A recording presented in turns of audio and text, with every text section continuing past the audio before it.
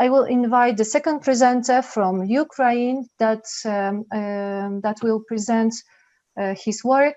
I will share my screen, yeah, to present the topic of the second presentation that we have planned. Dr. Sergii Kadenko from Ukraine, from Institute for Information Recording of the National Academy of Sciences of Ukraine, and the topic of his presentations an update of combinatorial method for aggregation of expert judgments in AHP. Dr. Kadenko, you have 10 minutes from now. You can share your presentation. Okay, I'll try. Here. Okay. Is my screen visible? Yes, now we see and hear you well. Yes, yes. Oh, good. So, from the top. Okay. So, like, it's been announced that the presentation theme is an update on combinatorial method for aggregation of expert judgments in AHP. I'll have to skip the presentation outline because time is really short. And I'd like to say that combinatorial method is just one of the numerous approaches which allows us to derive expert priorities or object weights from expert judgments or from pair comparison matrices. I don't think that there is anything new in this problem statement you're seeing on the screen. And so there are plenty of methods like eigenvector method and other methods to derive object weights from pairwise comparison matrices. But this presentation is focused primarily on combinatorial method in its ordinary and modified form. The incentive for this presentation is that several important publications appeared during these recent years. In 2017, Lundy, Siraj, and Keen proved that mathematical equivalence of the combinatorial method and row geometric mean. And then in 2019, Bazoki proved the equivalence of logarithmic least squares and combinatorial method as well. So these two methods are less computationally complex than the combinatorial method. But it turns out that it still makes sense to use the method in a modified form, which I'll describe below. So just to remind you, here is an example.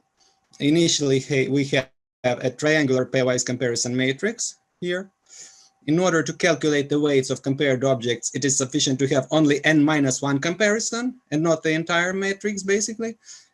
But the method is based on enumeration of all such basic pairwise comparison sets and aggregation of priorities across all of them. Each basic pairwise comparison set allows us to reconstruct an ideally consistent matrix. And following the transitivity rule. Each basic set is also represented by a spanning tree graph. Its vertices represent compared objects and edges represent respective pairwise comparisons.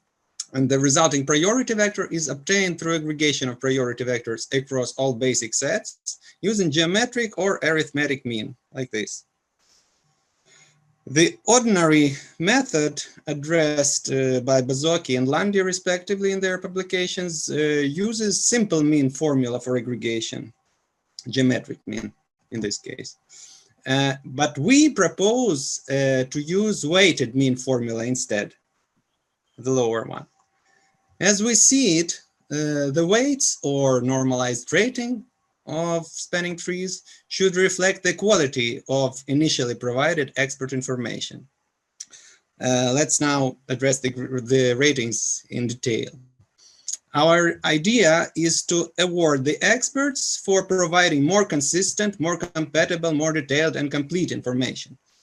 So these better estimates should be assigned larger ratings. And based on these considerations, we devised the formulas for ratings of basic pairwise comparison sets, which are shown on this slide. In the numerator, we see the initial competence coefficients of expert group members, if there are several of them, CK and CL.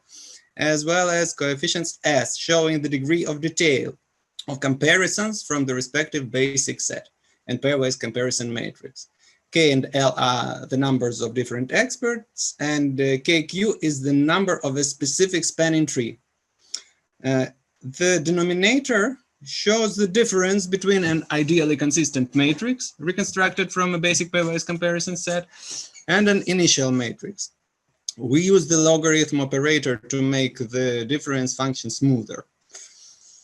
And to calculate the degree of detail of expert estimates, we propose to use Hartley's formula for amount of information in a signal transmitted using an alphabet of capital N symbols.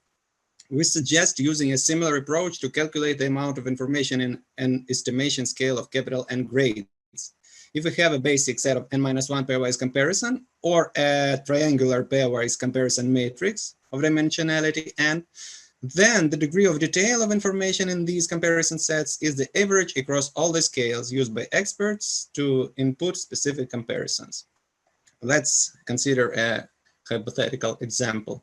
3 experts are comparing 4 objects, and first they rank the objects, then they select the scales for estimation and specific grades from this scale, like in the second table. After that, their estimates are brought to a unified scale, like this. The idea of multi-scale approach was suggested by Dr. Tsyganok, my co-author, and described in the respective article. Here, I would like to stress that the results produced by the ordinary and the modified combinatorial methods are significantly different. So the equivalences proved by Landi and Bazocchi, respectively, for the ordinary method do not hold in the case of the modified method. So, like I said, there are some conceptual advantages of the modified method. First, it allows us to consider compatibility, consistency, detail, and completeness of expert data before aggregation. Second, if a matrix consistency or compatibility level is insufficient for aggregation, then we can clearly define specific pairwise comparisons that spoil the picture. We can request a specific expert to reconsider a specific estimate. And as a consistency measure, we use the spectral double entropy index suggested in 2016 by Olenko and Tsyganok. And even if experts refuse to change inconsistent estimates, the suggested ratings will still reduce the contributions of the most inconsistent expert data during aggregation. And this is an additional benefit. Finally, both ordinary and modified methods are universal. They can be used for individual and group, multiplicative and additive, complete and incomplete pairwise comparison matrices. But can we get some quantitative indicators of the modified method's advantage? Accuracy cannot be used as an indicator because during real expert sessions, the ground truth is usually unknown. Even if we use some model examples like figure squares used by SAHP, the experts still won't know the exact values they are comparing and introduce even more errors into the process. Dr. Tsyganok suggested to compare different pairwise comparison aggregation methods based on simulation of both expert judgments and their errors. He compared these methods in terms of sensitivity or stability to perturbations of initial data. First, model weights were generated, and ideally consistent pairwise comparison matrix was built on their basis. Then all its elements were perturbed with hypothetical maximal expert error delta. After that, priorities were calculated based on the perturbed matrix using different methods. Deviations of the resulting priorities from the initial model values, printed delta, were compared across these different methods. Let's take a look at the simulation results. What matters here is that in each of these displayed cases, the modified combinatorial method turns out to be the most stable one.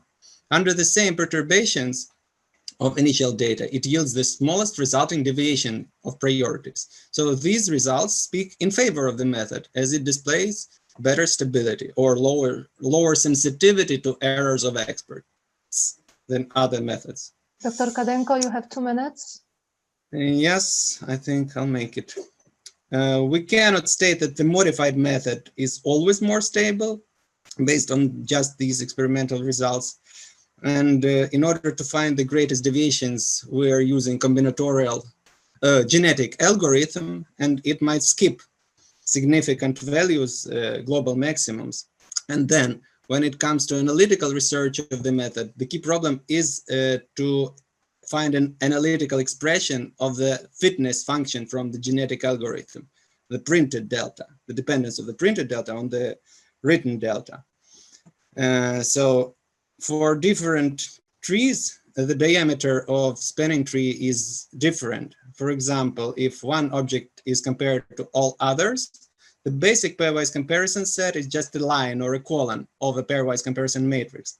And the spanning tree diameter is 2 edges. It's a star type graph like the one presented here. If every object is compared to just one other object, the first with the second, second with the third, etc., then the basic comparison set includes the elements above the principal diagonal of the matrix, and the spanning tree is a path type graph. Its diameter equals n-1 edge. And then there are plenty of other types of non-isomorphic spanning trees with different diameters. So if an expert makes a maximum error delta in each pairwise comparison, then each new edge in the spanning tree diameter will increase the error.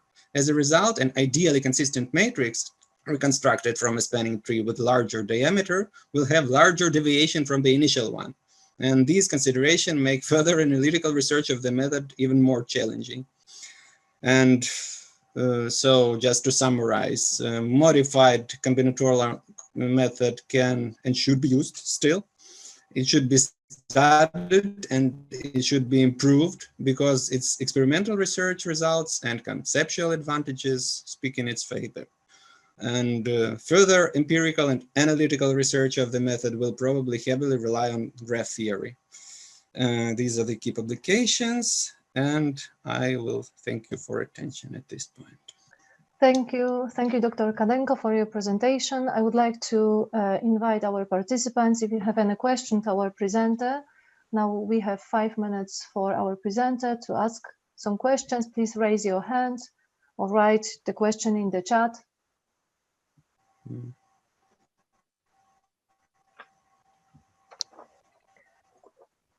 If we don't have any, I have one question. What kind of improvement, sure. Dr. Kadenko, what kind of improvement in our results we can observe applying the modified method instead of ordinary one? What do you think? So far, based on empirical results, we can say that the stability of final results of object weights on model examples, their stability to perturbations of initial judgments is better because other methods, they yield greater deviations. So if we use this method and perturb the initial results, the resulting deviation in the outcome, in the priorities, in the object weights derived from the perturbed matrix, pairwise comparison matrix, is smaller when we use the modified combinatorial method. Even if we compare it with the ordinary method or with other aggregation methods. Particularly now, I'm interested in finding the analytical form of this fitness function, the printed delta. This one here, down here. If I find an analytical form for it, then I'll be able to analytically compare this method and other priority aggregation methods. But so far, it's problematic. It's this is the main challenge now. Plus, there are conceptual advantages of the method, which I mentioned, because it takes into account compatibility, consistency, completeness, and detail of the input data. Thank you very much. That's it. Maybe some other participants have some question. We have from one question here. How can we say that modified method is better than ordinary method? From Surendra Kaini.